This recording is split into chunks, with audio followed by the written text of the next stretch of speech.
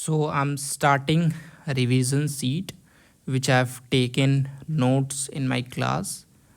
The second semester of BSc Honors Biotechnology has been started, cell biology. Okay. So the first class 7 of January, it is just a basic of cell biology. The classification of organism. तो सबसे पहले शायद because I was absent at that day, but somehow I make notes from another people, so I see what can I learn from it. Okay. So classification of organism. तो classification of organism जो है based on cell structure, तो जो organism को जो classify किया गया है, ठीक है, बेस्ड ऑन उनका जो सेल का जो स्ट्रक्चर है, ठीक है। तो क्या क्या मतलब कि 8 पॉइंट्स है जिसके बेसिस पे उनको क्लासिफाई किया गया है ऑर्गेनिज्म को based on their cell structure. 8 points है। एक तो कॉम्प्लेक्सिटी, तो उनके सेल स्ट्रक्चर की कॉम्प्लेक्सिटी क्या है भाई, यूनिसेलुलर है, मल्टी सेलुलर है, ठीक है। फंक्शन क्या परफॉर्म कर रहा है, so first one is complexity. So the classification of organism is based on the cell structure is कि सेल का कॉम्प्लेक्सिटी क्या है, ठीक है, unicellular, multi cellular. Function, what are the function the particular cells are performing. Evolution, cells की evolution कैसे हुई है। जेनेटिक मेकअप, सेल्स में डीएनए है, आरएनए है। मॉर्फोलॉजी, बाहरी तौर से ये सेल्स कैसे दिख रहे हैं। एनाटॉमी, अंदर से ये इनका फिजियोलॉजी क्या है। सेलुलर स्ट्रक्चर, सेलुलर स्ट्रक्चर, ठीक है, ये मतलब कि I think cellular structure morpho में ही आएगा, बट ठीक है। सेलुलर स्ट्रक्चर, इनका स्ट्रक्चर क्या है, और रिप्रोडक्शन क्या है, बाइंड्री फिजन हो रहा है, माइटोटिक हो रहा है, मियोसिस हो रहा है, क्या हो रहा है, ठीक है। तो पहला क्वेश्चन अगर पूछ दिया गया कि क्लासिफिकेशन ऑफ ऑर्गेनिज्म, हालांकि नहीं आएगा बेस्ड ऑन सेल स्ट्रक्चर, तो सेल की कॉम्प्लेक्सिटी, सेल का फंक्शन, सेल का evolution, genetic makeup, morphology, anatomy, cell structure और रिप्रोडक्शन के जरिए हमने क्लासिफाई किया गया है। हमें पता है दो प्रकार की चीज़ें होती हैं, ठीक है, ऑर्गेनिज्म, प्रोकैरियोट्स और यूकैरियोट्स, ठीक है। प्रो मतलब कि सिंपल प्रिमिटिव, तो ठीक है, तो ये डिवॉइड ऑफ ट्रू न्यूक्लियस होते हैं। डिवॉइड ऑफ ट्रू न्यूक्लियस कहने का मतलब है कि मेम्ब्रेनलेस होता है, मतलब कि ये सेल है, ठीक है, और जो न्यूक्लियस है ना, मतलब कि इसका मेम्ब्रेन नहीं होगा, तो डिवॉइड ऑफ न्यूक्लियर मेम्ब्रेन है, ठीक है, तो इसे न्यूक्लियोइड बोल देंगे, ठीक है। और यूकैरियोट्स में कॉम्प्लेक्स रहेगा और ट्रू न्यूक्लियस प्रेजेंट रहेगा, मतलब कि मेम्ब्रेनस बाउंड न्यूक्लियस होगा, ठीक है, प्रोटेक्शन इसे मिलती रहेगी, ठीक है। तो यूकैरियोट्स कॉम्प्लेक्स हैं और ये प्रोकैरियोट सिंपल है।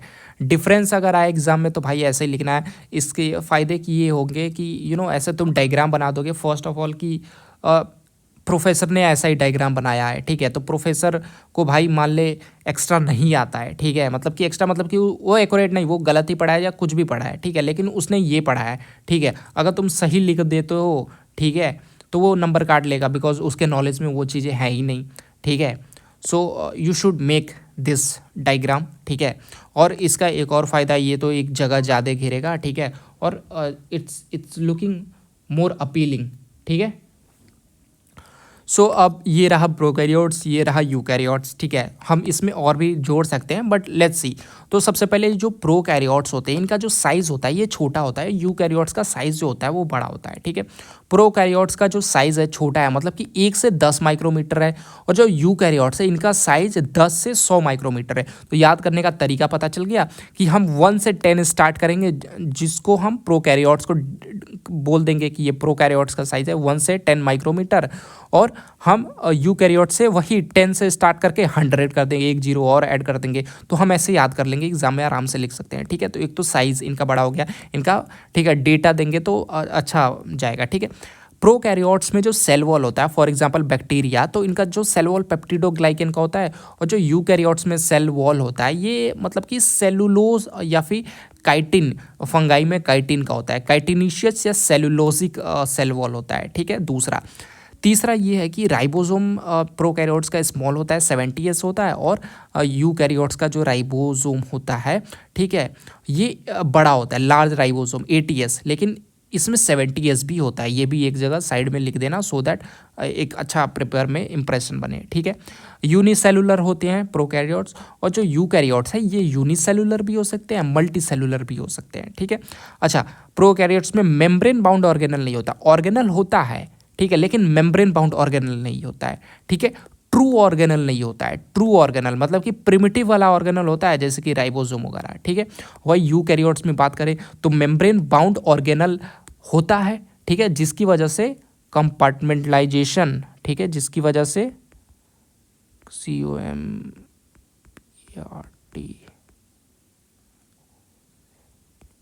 Compartmentalisation exist, division of labour of division,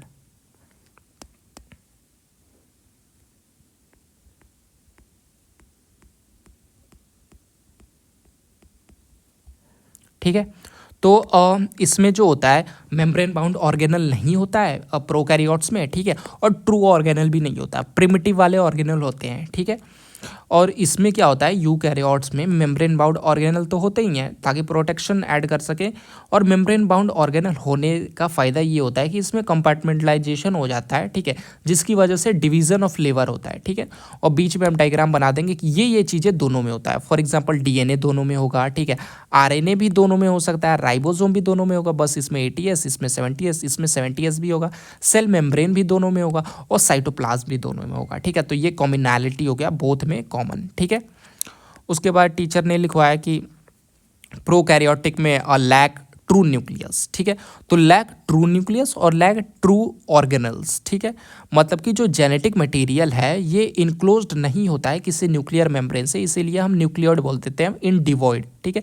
ribosome यहाँ पे 70S होता है, इसके दो कॉन्फ़िगरेशन लिख देना, 40S और 30S, ठीक है। अच्छा, प्रोकैरियोटिक ऑर्गेनिज्म में जो ऑर्गेनल का डिवीजन होता है, division bye binary fission not mitosis, ठीक है, इजी राइबोसोम, ठीक है। तो इनमें जो भी इनके अंदर ऑर्गेनल्स है या कुछ भी है, तो इनका जो प्रोकैरियोटिक का डिवीजन होगा ये बाइनरी फिजन से होगा, ठीक है, माइटोसिस से नहीं होगा। मतलब कि अगर क्वेश्चन आ जाए कि ये प्रोकैरियोट में ये ऑर्गेनल है, ये कैसे डिवाइड हो रहा है, तो भाई बाइनरी फिजन से डिवाइड होगा, ठीक है, डायरेक्ट हम ऐसा लगाएंगे, ठीक है। एग्जाम्पल में हम देखते हैं कि बैक्टीरिया जो है ये डाइवर्स इन्वायरमेंट में प्रेजेंट है, ठीक है, ये प्रोकैरियोटिक है, ठीक है। फॉर एग्जांपल हम आर्के बैक्टीरिया देखते हैं, ये हॉट स्प्रिंग में भी प्रेजेंट होता है, और ये सॉल्ट लेक है, मतलब कि हैलोफाइल्स, मतलब कि हलाइन सलाइन रीजन में भी होता है, मतलब कि हॉट स्प्रिंग में भी होता है। हम देखते हैं टैग पॉलीमरेज एक्सट्रैक्ट कर रहे हैं, ठीक है। तो हम देखते हैं कि ऐसा क्यों है, बिकॉज इनका जो मेम्ब्रेन का जो कॉम्पोजिशन है ना, ये डिफरेंट है अदर बैक्टीरिया से, ठीक है। तो bacteria present diverse environment, archaebacteria देखा हॉट स्प्रिंग में भी है, सॉल्ट कंसंट्रेशन में भी है, बिकॉज इनका जो मेम्ब्रेन है ना, इनमें कुछ कॉम्पोजिशन अलग अलग हैं, ठीक है।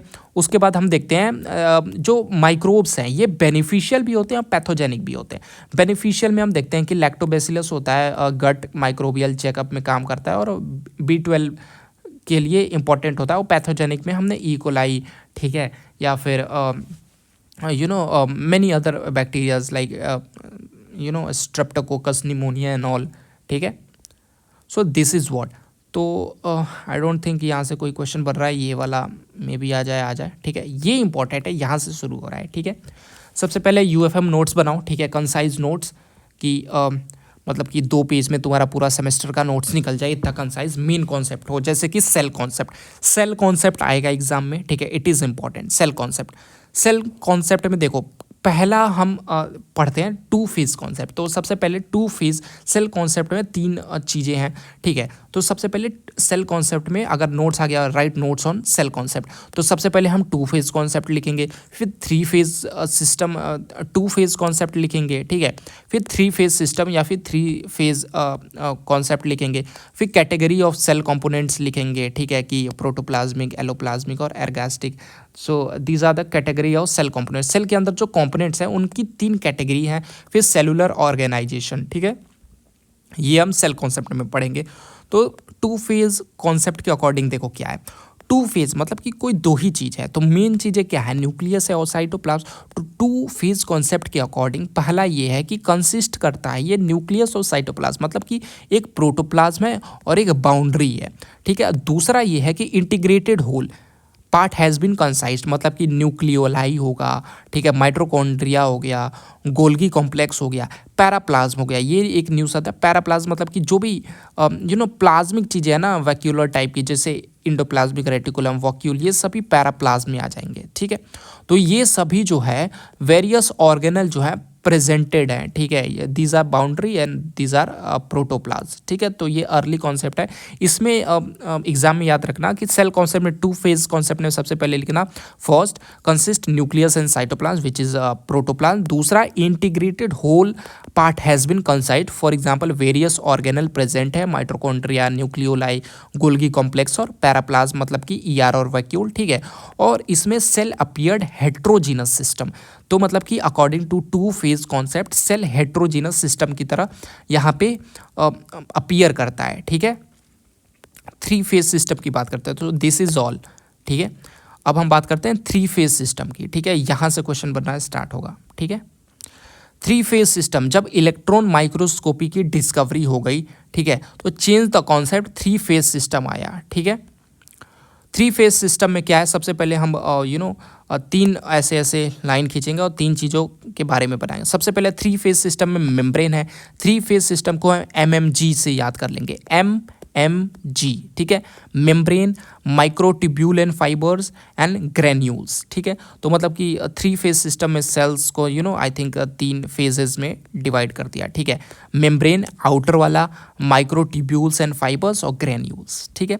तो इसमें देखो क्या है, मेम्ब्रेन में हम जितना भी इंफॉर्मेशन होगा मेम्ब्रेन का डालेंगे, जैसे मेम्ब्रेन लाइपोप्रोटीनिशियस होते हैं, ठीक है। अच्छा एक चीज़ और, मेम्ब्रेन जो होते हैं लिपोप्रोटीन के तो बने होते हैं, मतलब कि लिपिड भी होता है, प्रोटीन भी होता है, और ये वेरी भी करता है, ठीक है। और ये विथ और विदाउट पोर हो सकते हैं, मतलब कि मेम्ब्रेन जो है लिपोप्रोटीनिशियस होते हैं और इसमें मेम्ब्रेन में पोर्स हो भी सकते हैं और पोर्स नहीं भी हो सकते हैं, ठीक है।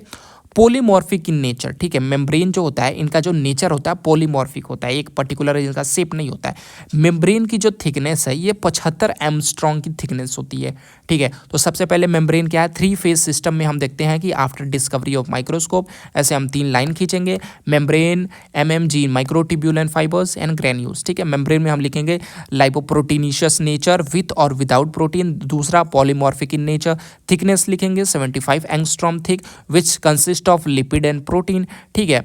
और ये तीनों जो है ना 75 एंगस्ट्रॉम कैसे आया, ये जो लिपोप्रोटीन है तो ये ईच बीइंग थिक 25 एंगस्ट्रॉम, मतलब कि मान लो लिपिड प्रोटीन है, फिर लिपिड है, फिर प्रोटीन है, ठीक है। ट्राईपारटाइट, ठीक है।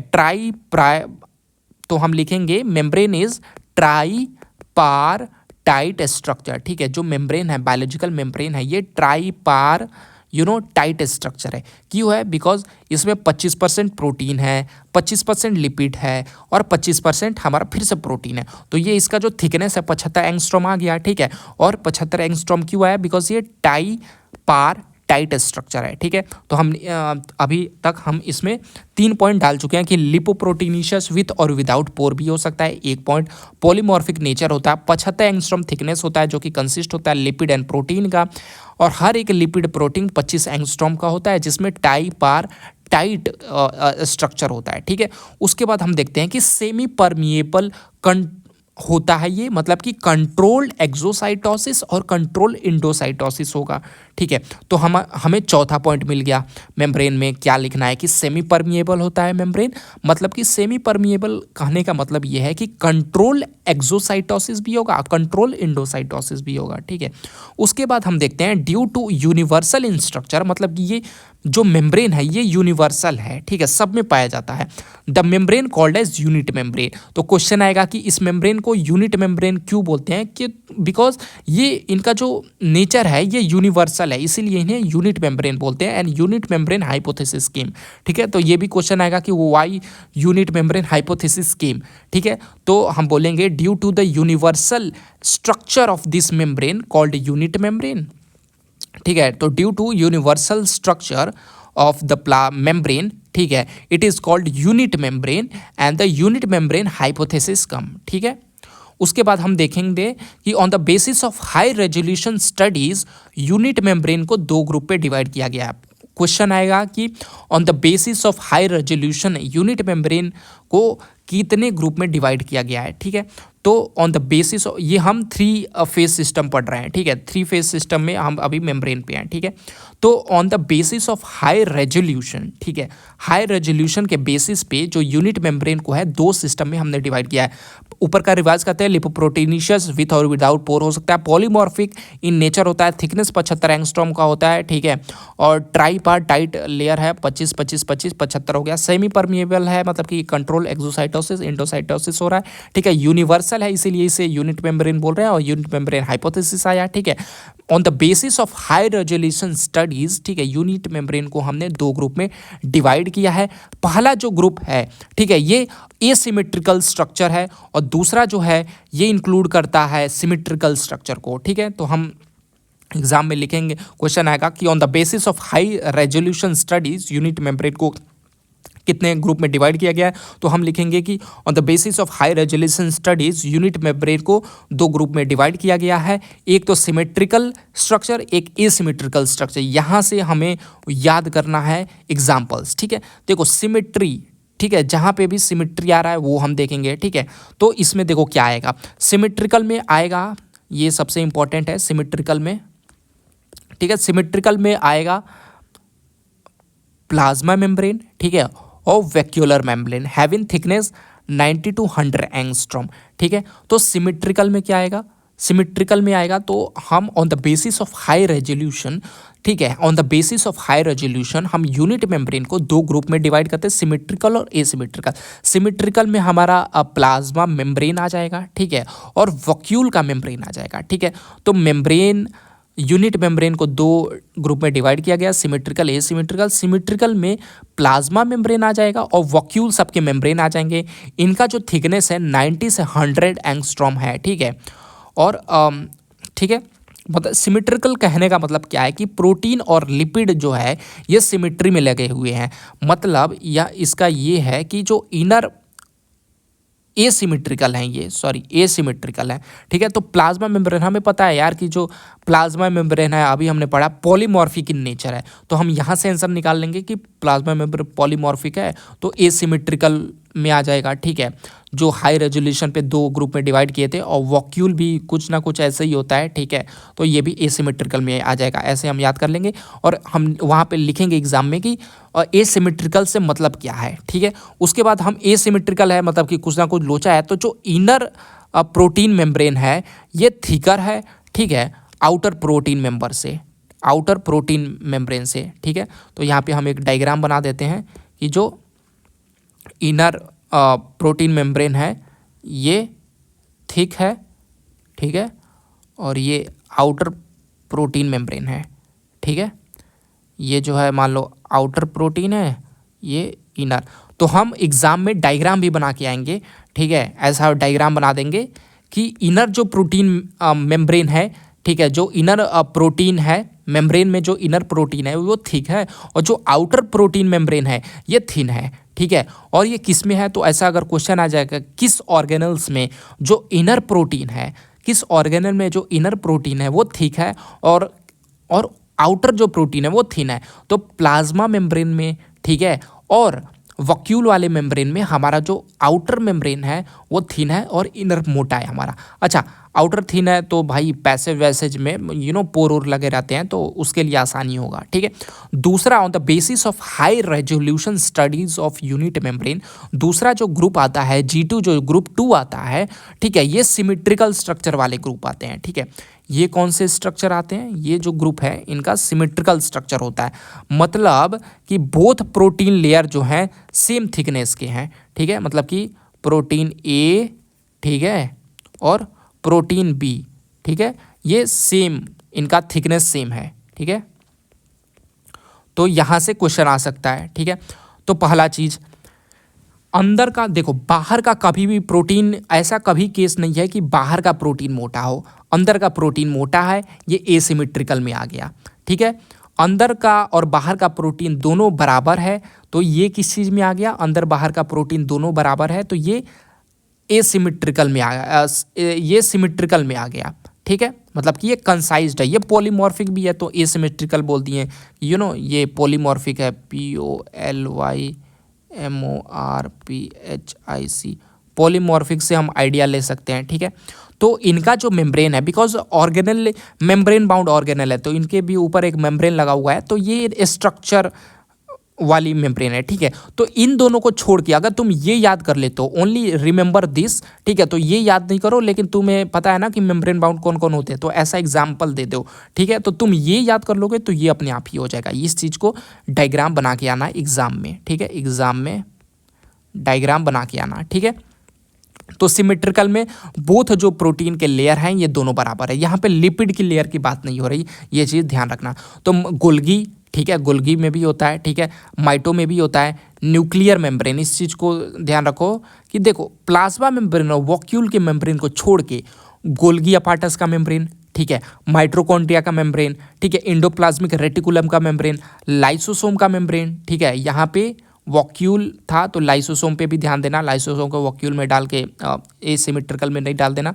ठीक है, तो इनका जो मेम्ब्रेन है, ठीक है, और एक न्यूक्लियर मेम्ब्रेन, ठीक है, इनका जो मेम्ब्रेन है ये सिमेट्रिकल है, तो ये हमारा 3 फेज सिस्टम में जो मेम्ब्रेन है ये खत्म हो गया। ठीक है, तो इसे याद करते हैं, एक तो लेपोप्रोटीनिशियस नेचर है, ठीक है, विथ और विदाउट प्रोटीन है, पॉलीमॉर्फिक इन नेचर है, थिकनेस 75 एंगस्ट्रॉम है, ठीक है, ट्राईपार्टाइट इनका वो है, मतलब कि कॉन्फ़िगरेशन है, स्ट्रक्चर है, मतलब कि 25 प्रोटीन, 25 लिपिड और 25 एंगस्ट्रॉम का फिर से प्रोटीन। ठीक है, सेमी परमिएबल है, मतलब कि कंट्रोल एक्सोसाइटोसिस इंडोसाइटोसिस हो रहा है ड्यू टू यूनिवर्सल नेचर, इसे यूनिट मेम्ब्रेन बोलते हैं। यूनिट मेम्ब्रेन हाइपोथेसिस आता है, यहाँ से क्वेश्चन बनेगा एग्जाम में कि on the basis of high resolution कितने पार्ट में यूनिट मेम्ब्रेन को हमने डिवाइड कर रखा है, तो 2 पार्ट में डिवाइड कर रखा है, एक सिमेट्रिकल स्ट्रक्चर और एक एसिमेट्रिकल स्ट्रक्चर। एक याद करेंगे दूसरा अपने आप हो जाएगा कि सिमेट्रिकल स्ट्रक्चर में ये है कि प्रोटीन और लिपिड की जो एसिमेट्रिकल स्ट्रक्चर में ये है कि जो प्रोटीन और लिपिड है इनका जो अरेंजमेंट है ये अलग है, मतलब कि नीचे वाला मोटा है, ऊपर वाला पतला है, मतलब कि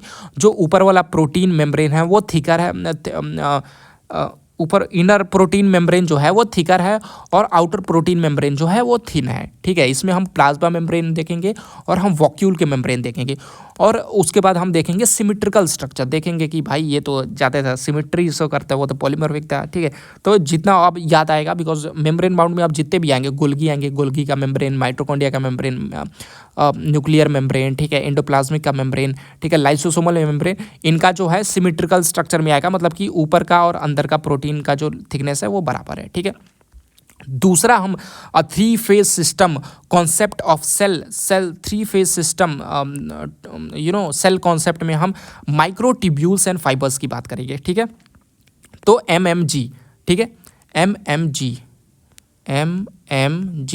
ठीक है, तो जो दूसरा है ये हम माइक्रोट्यूब्यूल्स एंड फाइबर्स की बात करेंगे। ठीक है, तो हम जानते हैं microtubules and fibre, these are the rolled membranous structure, मतलब कि ऐसे रोल्ड मेम्ब्रेनस स्ट्रक्चर होते हैं, मतलब कि रोल भी होते हैं और मेम्ब्रेन भी लगा होता है। ठीक है, फाइबर्स जो होते हैं, तो these are the microtubule fibres में रोल्ड मेम्ब्रेनस स्ट्रक्चर, तुम ऐसा डायग्राम बना के एग्जाम में वो करना है। ठीक है, फाइबर्स जो होते हैं सॉलिड होते हैं। ठीक है, इसके जो फाइबर्स हैं सॉलिड है, कंपोज्ड ऑफ सब फाइबर्स का यहाँ पे नाम लिख लीजिए। ठीक है, तो जो फाइबर्स हैं दीज आर सॉलिड। ठीक है, पर सबसे चाहिए माइक्रोट्यूब्यूल रोल्ड है और मेम्ब्रेनस स्ट्रक्चर है। ठीक है, ऐसा बेलन की तरह। ठीक है, एंड फाइबर्स जो हैं ये सॉलिड है और कंपोज्ड ऑफ सब फाइबर्स हैं। ठीक है, फाइबर्स सॉलिड है और कंपोज्ड ऑफ सब फाइबर्स। ठीक है, मतलब कि और भी फाइबर्स लगे हुए हैं, मतलब कि ये फाइबर्स है। ठीक है, इसके अंदर और भी ऐसे छोटे छोटे फाइबर्स लगे हुए हैं। ठीक है, on functional point of view fibres divided into 2 types. ठीक है, तो ये क्वेश्चन आएगा कि जैसे कि वहाँ पे आया था on the basis of resolution. ठीक है, on the basis of resolution कितने पे डिवाइड था, तो ऑन द बेसिस ऑफ यहाँ पे भी क्वेश्चन आएगा on the functional point of view fibres divided into 2 group. ठीक है, वहाँ पे 2 ग्रुप जो था ये था सिमेट्रिकल और एसिमेट्रिकल यूनिट मेम्ब्रेन स्ट्रक्चर। यहाँ पे हम देखते हैं माइक्रोट्यूब्यूल्स फाइबर्स में कि यहाँ पे वहाँ पे रेजोल्यूशन के बेसिस पे डिवीज़न थे, यहाँ पे फंक्शनल पॉइंट ऑफ व्यू से 2 डिवीज़न हमने किया है। ठीक है, और यहाँ से क्वेश्चन आएगा। ठीक है, माइक्रोट्यूब्यूल्स एंड फाइबर्स का on the basis of functional point of view fibres are divided into 2 types. ठीक है, एक हम देखते हैं कि इनर स्ट्रक्चर फाइबर। ठीक है, इनर स्ट्रक्चर फाइबर में ही हम देखते हैं एक इंट्रा सेलुलर फाइबर और एक एक्स्ट्रा सेलुलर फाइबर, ठीक है। दूसरा हम देखते हैं एक्टिव फाइबर, सॉरी पहला हम तो ये भी इजी है, ठीक है, कि एक हम इनर्ट स्ट्रक्चर फाइबर देखते हैं, मतलब कि इनमें सेल्फ मोटिलिटी की कैपेबिलिटी नहीं होती है, तो यहाँ से हम आंसर निकाल लेंगे, ठीक है। और दूसरा होता है एक्टिव फाइबर, ठीक है। इनर्ट में भी हमारा दो डिवीज़न होता है, दो सब डिवीज़न होता है इनर्ट में, ठीक है। एक होता है कि इंट्रा और एक एक्स्ट्रा, मतलब कि ये एक अंदर है और एक बाहर है, ठीक है। तो सबसे पहले ये क्वेश्चन भी आएगा, on the functional point of view fibres are divided into how many groups, two groups, inert structure fibre and active fibre, ठीक है। Active fibres, inert structure fibre और एक्टिव फाइबर, ठीक है। इनर्ट स्ट्रक्चर फाइबर में देखो क्या क्या आता है, एक इंट्रा सेलुलर, मतलब कि फाइबर जो सेल के अंदर है और एक सेल के जो बाहर है, ठीक है। तो इंट्रा सेलुलर सेल के अंदर कौन कौन से फाइबर है, तो क्रोमोसोमल फाइबर हो गया, ठीक है। और क्रोमोसोमल फाइबर अपने से हिलता विलता नहीं है, न्यूरोफिलामेंट हो गया और इलास्टिन हो गया, ठीक है। ये सभी इंट्रा सेलुलर फाइबर और इनर्ट फाइबर भी आता है, ये याद कर लेना। तो इनर्ट फाइबर को कैसे याद करोगे, क्रोमोसोमल फाइबर, ठीक है, न्यूरोफिलामेंट फाइबर, ठीक है, और इलास्टिन फाइबर, ठीक है, CNE, ठीक है, CEN, ठीक है। तो इनर्ट ऐसे करके CEN करके याद कर लो, ठीक है। इनर्ट, तो on the functional point of view fibres भी दो सब डिवीजन में डिवाइड हैं, इनर्ट और एक्टिव। इनर्ट स्ट्रक्चरल फाइबर में क्रोमोसोमल फाइबर, न्यूरोफिलामेंट और इलास्टिन आता है, ठीक है। क्रोमोसोमल फाइबर, न्यूरोफिलामेंट और इलास्टिन आता है, ठीक है, इंट्रासेलुलर में, इंट्रासेलुलर फाइबर में, ठीक है। तो ऐसे करके बना देना, इंट्रासेलुलर फाइबर इनर्ट में, इनर्ट स्ट्रक्चर फाइबर, और यहाँ पे extra cellular fibre. Inert structure fibre में तुम लिखना क्रोमोसोमल फाइबर, न्यूरोफिलामेंट और इलास्टिन, और एक्स्ट्रा सेलुलर फाइबर में तुम बस कोलाजन लिखना, तो ऐसे करके लिखना, ठीक है। और उसके बाद तुम लिखना एक्टिव फाइबर, ये दूसरा हो गया, ठीक है, दूसरा फंक्शनल पॉइंट ऑफ व्यू में। तो ये फंक्शन एक्टिव मतलब कि यहाँ पे मोटिलिटी शो हो रही है, मूवमेंट हो रही है, तो ये तो हमें पता है, स्पिंडल फाइबर लिख देंगे, ठीक है। इसमें तीन है, ठीक है, इसमें तीन है, स्पिंडल फाइबर, और इनका कोई सब डिवीजन नहीं है, सीलिया एंड फ्लैजेला ये भी मूवमेंट करते हैं, और मायोफिलामेंट, ठीक है। उसके बाद हम three phase system of cells में हम तीसरा ग्रेन्यूल्स MMG की बात कर रहे थे। ग्रेन्यूल्स क्या होता है कि यहाँ पे इनिशियली साइंटिस्टों के द्वारा लेस अटेंशन दिया गया था, ठीक है, in beginning of research less attention दिया गया था। सॉलिड और हॉलो, ये जो ग्रेन्यूल्स हैं ये सॉलिड भी हो सकते हैं और अंदर से खोखले हॉलो भी हो सकते हैं, ठीक है। और ये बहुत काम के भी होते हैं, जैसे कि पेरोक्सिसोम होता है, फोटो रिस्पिरेशन वगैरह में काम आता है, ठीक है। Most common and well studied granules कौन कौन से हैं, तो यहाँ पे तुम लिख लेना, क्वेश्चन आएगा कि most common and well studied granules कौन कौन से हैं, ठीक है। तो अगर यहाँ से भी क्वेश्चन आना रहे, ठीक है, तो ये वाला क्वेश्चन आएगा, ठीक है, ये वाला क्वेश्चन आएगा कि मोस्ट कॉमन और वेल स्टडीड ग्रेन्यूल्स कौन से हैं। तो पहला एक राइबोसोम है और दूसरा इंट्रा माइटोकॉन्ड्रियल ग्रेन्यूल्स हैं, ठीक है। अब इनका फेट क्या है ये तुम देख लेना, ठीक है, व्हाट इज द फेट, ठीक है। तो यहाँ से तीन क्वेश्चन आएंगे।